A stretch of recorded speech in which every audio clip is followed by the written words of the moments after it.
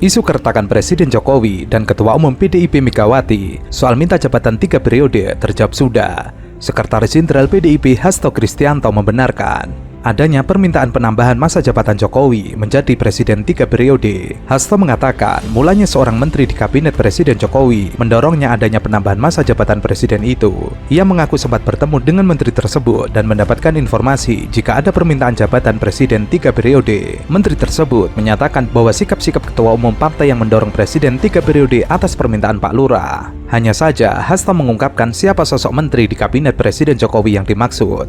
Saya mau mengingatkan teman-teman bahwa ketika Anda mengkritik Pak Jokowi habis-habisan dan Anda sukses berhasil dengan kritik itu, sampai titik di mana tingkat kepuasan kepada Pak Jokowi turun, maka Anda tanpa sadar sedang menembak kaki sendiri. Sadarlah bahwa kalau tingkat kepuasan kepada Pak Jokowi turun, maka yang akan naik suaranya itu Anies Baswedan. Jangan diperluas lah. Bukan Ganjar. Kalau misalnya suara yang puas ini nanti bergeser, migrasi menjadi tidak puas, maka otomatis suara yang ke Mas Ganjar juga ikut turun gitu. Nah, ini yang saya mau ingatkan. Udah serang Pak Jokowi sampai ke potong nih bagian ini nih. Masyarakat turun. Saya mau bilang sampai Denny Sirkar kawan-kawan, gak bahaya tah. Bahkan ia menegaskan dirinya siap bertanggung jawab atas kabar permintaan jabatan Presiden 3 periode itu. Bisa di cross check dan bisa dipertanggungjawabkan secara politik hukum dan juga di hadapan Tuhan, di hadapan semua rakyat Indonesia, bahwa memang ada melalui pihak-pihak lain yang kemudian disuarakan ke PDIP. Jokowi 3 periode, Pak. Jadi saya sendiri mengalami itu. Jadi ketika saat itu saya sedang nyekar di makam Bung Karno Blitar, tiba-tiba muncul berita salah satu menteri yang mengatakan berdasarkan big datanya itu ada cukup banyak yang mendorong perpanjangan jabatan atau 3 periode. Sebelumnya saya bertemu dengan menteri tersebut dan dikonfirmasi bahwa sikap-sikap ketua umum partai, beberapa partai yang menyuarakan itu saat itu dikatakan ya sebagai permintaan Pak Lurah. Kami mendengar itu, maka kemudian karena PD Perjuangan ini juga lahir dengan suatu semangat untuk membangun demokrasi yang sehat, yang taat pada konstitusi, maka PD Perjuangan bersama rakyat Indonesia memilih tegak lurus pada konstitusi. Itu sikap yang diambil oleh PD Perjuangan. Jadi berbagai upaya yang dilakukan oleh beberapa ketua umum saat itu yang saya dapat informasinya, ini bisa di cross check, saya pertanggungjawabkan secara politik hukum dan juga di hadapan Tuhan Yang Maha Kuasa, di hadapan rakyat Indonesia, bahwa itu memang ada ya melalui pihak-pihak lain yang kemudian juga disuarakan ke PDI Perjuangan. Namun Hasto menuturkan PDIP menolak permintaan tersebut dan berkomitmen untuk taat pada konstitusi. Maka PDIP bersama rakyat Indonesia memilih tegak lurus pada konstitusi. Itu sikap yang diambil oleh PDIP. Adapun kabar permintaan jabatan Presiden 3 periode ini sebelumnya diungkap oleh politikus PDIP Adian Apitupulu. Menurut Adian, PDIP menolak permintaan Jokowi untuk menambah jabatannya menjadi Presiden 3 periode. Ia menduga penolakan tersebut menjadi perseteruan PDIP dengan Jokowi. Saat itu ditanya mengapa Adian Apitupulu begitu antipati terhadap Presiden Jokowi dan Gibran Rakabuming Raka. Ia mengatakan tidak antipati, tetapi sejarahnya begini. Dahulu ada yang datang, kemudian minta menjadi wali kota, dapat rekomendasi dan dikasih. Kemudian seterusnya hingga menantunya mendapatkan rekomendasi. Terakhir ia mendapat rekomendasi menjadi calon presiden, dikasih 2 kali. Adian menekankan bahwa ini bukan persoalan pribadi, tetapi masalah konstitusi dan masalah bangsa, masalah rakyat yang harus PDIP tidak bisa setuju. Kemudian ada pihak yang marah, ya terserah. Yang jelas ia sudah bertahan untuk menjaga konstitusi dan menjaga republik ini. Ada pihak yang marah karena PDIP menolak permintaan masa jabatan 3 periode atau perpanjangan. Apalagi yang harus saya sampaikan, bolak-balik ya sikap saya nggak berubah. Janganlah membuat kegaduhan baru. Kita saat ini tengah fokus pada penanganan pandemi dan saya tegaskan saya tidak ada niat, tidak ada juga berminat menjadi presiden 3 periode. Konstitusi mengamanahkan 2 periode. Nah, itu yang harus kita jaga bersama-sama. Inginan masyarakat yang namanya teriakan-teriakan seperti itu kan sudah sering saya dengar. Tetapi yang jelas, konstitusi kita sudah jelas. Kita harus taat, harus patuh terhadap konstitusi. Lalu ada lagi minta untuk anaknya, dikasih lagi. Lalu ada lagi minta untuk menantunya, dikasih lagi. Banyak Bang ya dikasihnya Bang. Dikasihnya banyak, benar. Nah, ketika kemudian ada permintaan 3 periode, kita tolak. Ini masalah konstitusi, ini masalah bangsa, ini masalah rakyat yang harus kita tidak bisa setuju. Kemudian ada pihak yang marah, ya terserah mereka. Yang jelas kita bertahan untuk menjaga konstitusi. Menjaga konstitusi adalah menjaga republik ini. Menjaga konstitusi adalah menjaga bangsa dan rakyat kita. Kalau kemudian ada yang marah karena kita menolak penambahan masa jabatan 3 periode atau perpanjangan, bukan karena apa-apa, itu urusan masing-masing, tapi memang untuk menjaga konstitusi. Sederhana aja. Kalau yang sekarang, Bang Adian. Sejak awal sudah saya sampaikan, bahwa saya ini produk dari pemilihan langsung. Sehingga saat itu waktu ada keinginan untuk amandemen, apa jawaban saya? Apakah bisa yang namanya amandemen itu hanya dibatasi untuk urusan haluan negara? Apakah tidak melebar kemana-mana? Ya, sekarang ini kenyataannya seperti itu kan? Ada yang lari ke presiden dipilih oleh MPR, ada yang lari presiden 3 periode, ada yang lari presiden 1 kali tapi 8 tahun, akan kemana-mana seperti yang saya sampaikan. Jadi lebih baik tidak usah amandemen, kita konsentrasi aja ke tekanan-tekanan eksternal yang sekarang ini bukan sesuatu yang mudah untuk diselesaikan. Ada yang ngomong presiden dipilih 3 periode, itu ada 3 menurut saya. 1, ingin menampar muka saya, ya. Yang kedua, ingin cari muka, padahal saya sudah punya muka.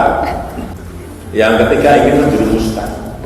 Adian juga membuka bahwa Jokowi secara pribadi pernah mengatakan kepada dirinya akan mendukung Ganjar, tapi ia tidak tahu prakteknya. Ia tidak mau ambil pusing, karena bagaimanapun ia mengakui saat itu hanya memikirkan memenangkan Ganjar Pranowo menjadi presiden di Pilpres 2024. Ia hanya diberikan perintah untuk memenangkan Ganjar, namun untuk di luar dirinya tidak akan memikirkannya. Karena ia punya energi terbatas, waktu hanya 112 hari, tidak mau buang waktu untuk perdebatan pemikiran seperti itu.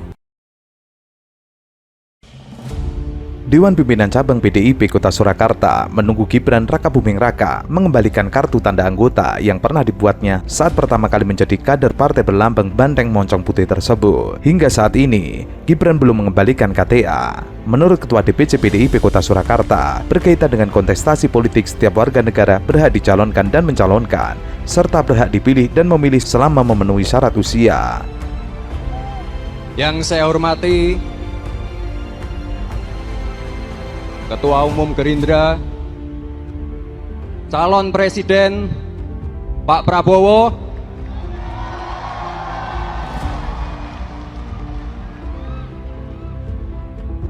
tenang saja Pak Prabowo, tenang saja Pak, saya sudah ada di sini.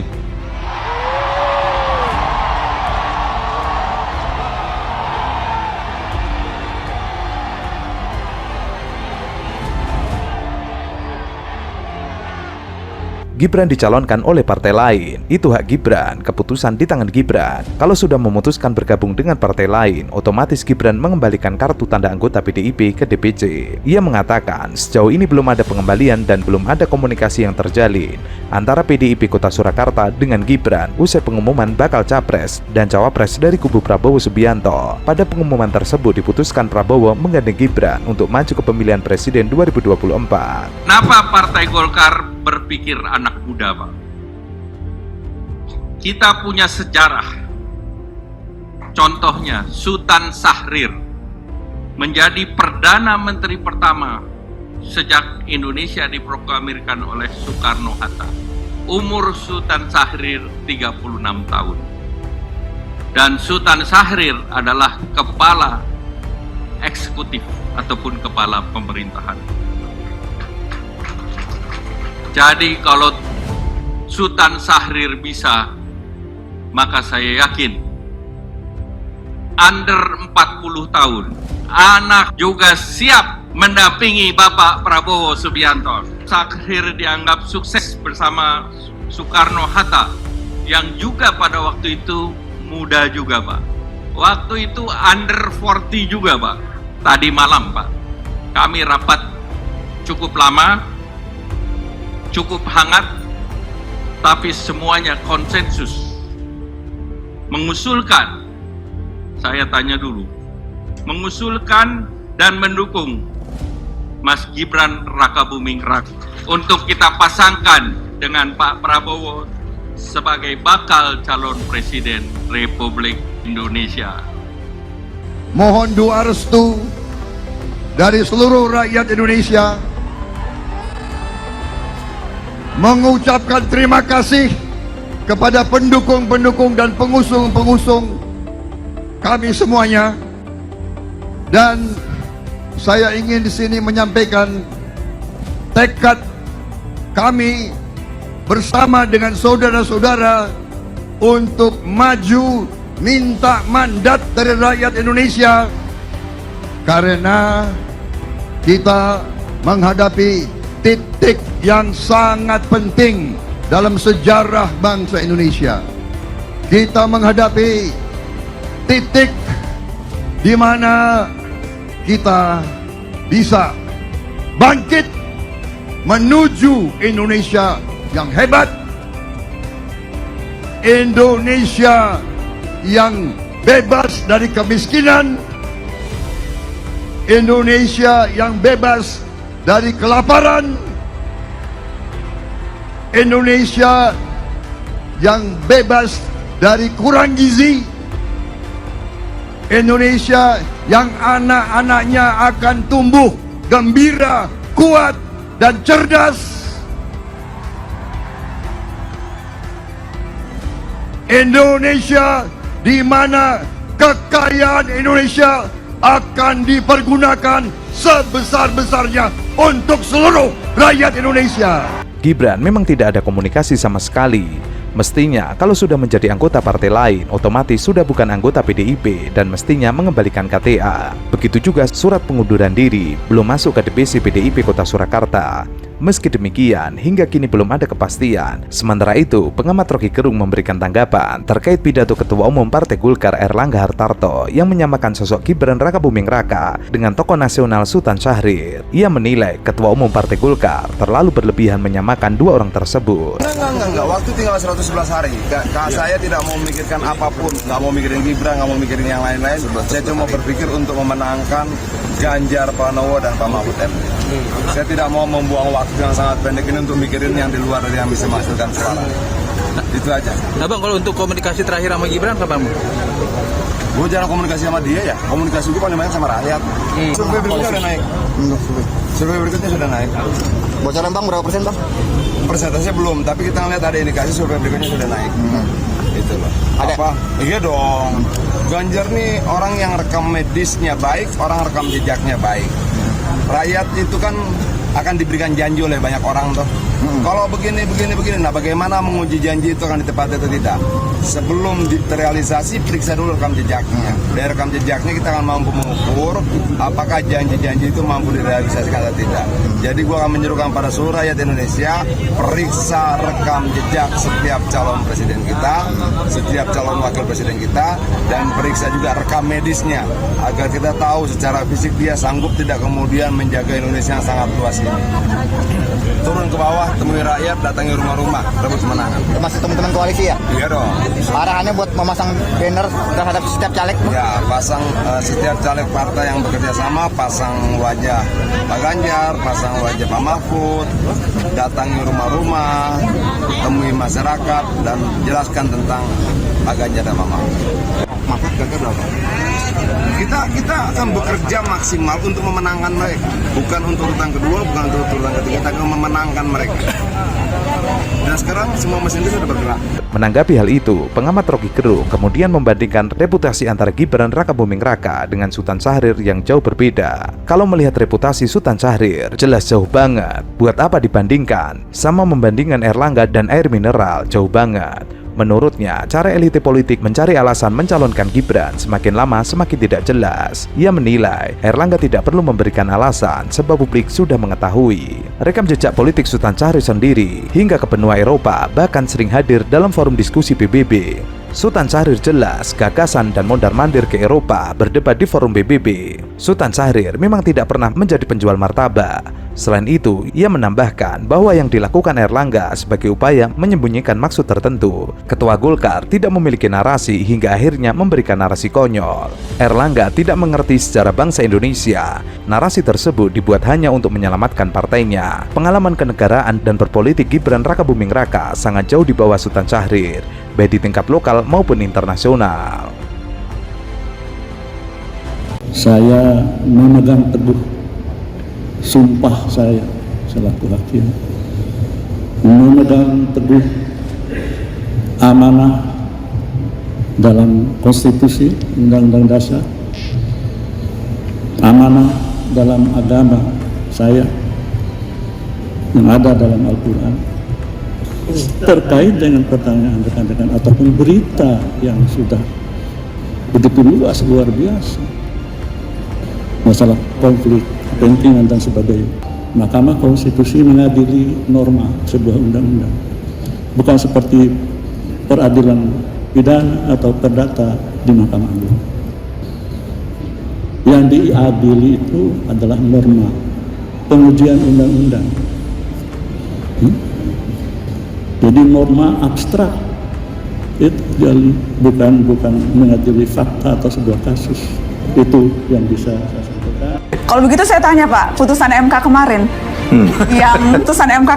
yang memutuskan memberikan pengecualian, tidak apa-apa, tidak berusia 40 tahun, asal punya pengalaman menjadi kepala daerah. Kan sebelum putusan diucapkan saya sudah berkali-kali bicara di berbagai tempat. MK secara teoritis tidak boleh memutus itu, karena MK itu negative legislature.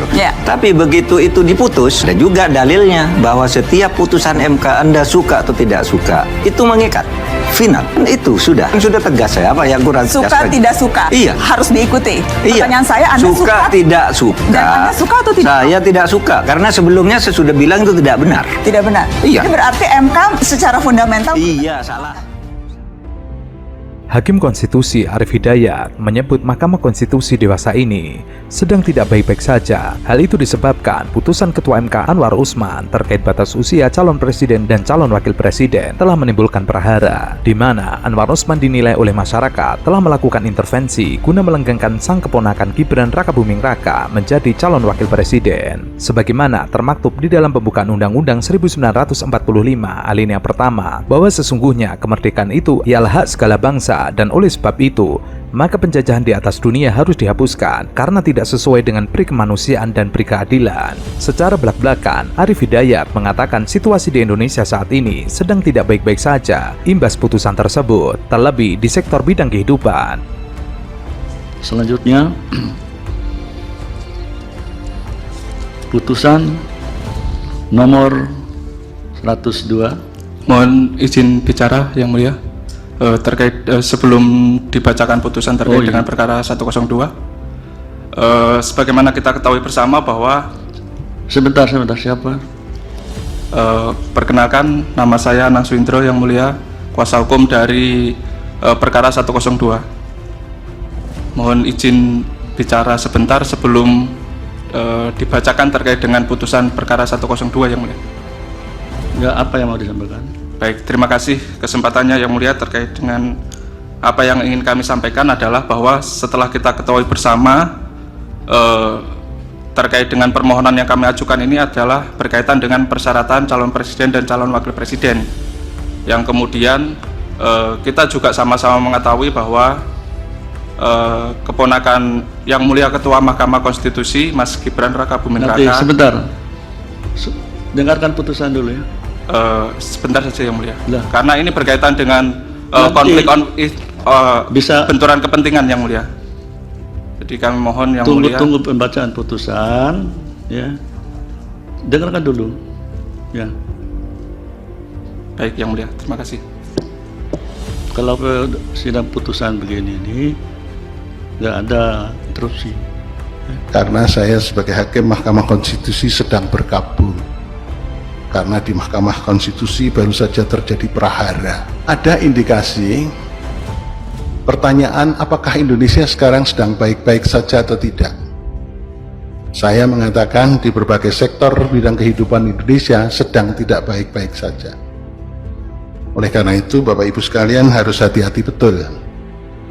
Sekarang ada kecenderungan sistem ketatanegaraan dan sistem bernegara yang sudah jauh dari keinginan pembukaan Undang-Undang Dasar 45. Bayangkan Bapak Ibu sekalian, di era Soeharto, era rezim Orde Baru atau Orde Lama pun, itu tidak ada kekuatan yang terpusat di tangan-tangan tertentu. Kita lihat misalnya, masih ada pembagian berdasarkan yang paling kuno teorinya trias politika. Tapi sekarang Bapak Ibu sekalian, sistem ketatanegaraan dan sistem bernegara Indonesia, coba bayangkan, dia mempunyai partai politik, dia mempunyai tangan-tangan di bidang legislatif, dia mempunyai tangan-tangan di bidang eksekutif, sekaligus juga dia mempunyai tangan-tangan di bidang yudikatif. Saya sebetulnya datang ke sini agak malu. Kenapa saya pakai baju hitam? Karena saya sebagai hakim Mahkamah Konstitusi sedang berkabung. Karena di Mahkamah Konstitusi baru saja terjadi prahara. Kemudian ia mengatakan alasannya datang ke acara Konferensi Hukum Nasional dalam keadaan malu menanggung cibiran masyarakat terkait putusan batas usia minimal Capres dan Cawapres. Sementara, sebanyak 16 guru besar serta pengajar hukum tata negara akan melaporkan Ketua Mahkamah Konstitusi Anwar Usman ke MK. Pelaporan tersebut dugaan pelanggaran etik Anwar Usman. Hal itu lantaran ada konflik kepentingan Anwar Usman dalam putusan MK yang kemudian menjadi polemik. Bahkan mereka melihat indikasinya sudah diperlihatkan Anwar Usman jauh sebelum putusan MK pada 16 Oktober 2023. Sementara itu, Wali Kota Surakarta, Gibran Rakabuming Raka, memberi tanggapan singkat terkait status dirinya di PDI Perjuangan usai diusung oleh Partai Golkar untuk menjadi Bacawa Pres mendampingi Bacapres Prabowo Subianto. Ia hanya mengatakan bakal memberikan penjelasan lebih lanjut. Gibran juga menyebut dirinya sudah berkomunikasi dengan PDIP terkait sikap dan perkembangan terkini. Gibran sebelumnya juga sudah menerima tawaran Partai Golkar lewat Rapimnas yang mengusung Prabowo Subianto dan dirinya sebagai bakal calon presiden dan bakal calon wakil presiden untuk Pilpres 2024. Ia menyatakan terima kasih untuk keputusan itu. Gibran juga menindaklanjuti usulan itu dengan berkoordinasi bersama Prabowo. Ia mengatakan terima kasih kepada keluarga besar Partai Golkar. Dirinya sangat apresiatif hasil Rapimnas Partai Golkar. Sementara itu, Partai Golkar resmi mengusung Prabowo Subianto dan Gibran Rakabuming Raka sebagai pasangan Bacapres dan Bacawapres Pilpres 2024. Keputusan tersebut diumumkan oleh Ketua DPP Partai Golkar, Aceh Hasan Sadili, dalam Rapimnas Partai. Usulan itu nantinya akan dibawa dalam pertemuan forum Ketua Umum Partai Koalisi. Sebelumnya, Gibran Rakabuming Raka bersama para kepala daerah milenial dari PDIP, termasuk Wali Kota Medan Bobi Nasution, ditugaskan oleh PDIP menjadi juru kampanye dan juru bicara Ganjar Pranowo Mahfud MD. Hal itu tertuang dalam surat instruksi dan penugasan PDIP kepada para kepala daerah kader PDIP tertanggal 19 Oktober 2023. Sekjen PDIP Hasto Kristianto sempat menyindir pihak yang ingin mengambil jalan pintas menjelang Pilpres 2024. Hal ini merespon kabar Wali Kota Solo Gibran Rakabuming Raka akan berlabuh ke Golkar. Hingga saat ini Gibran adalah kader PDIP, sama seperti ayahnya Jokowi.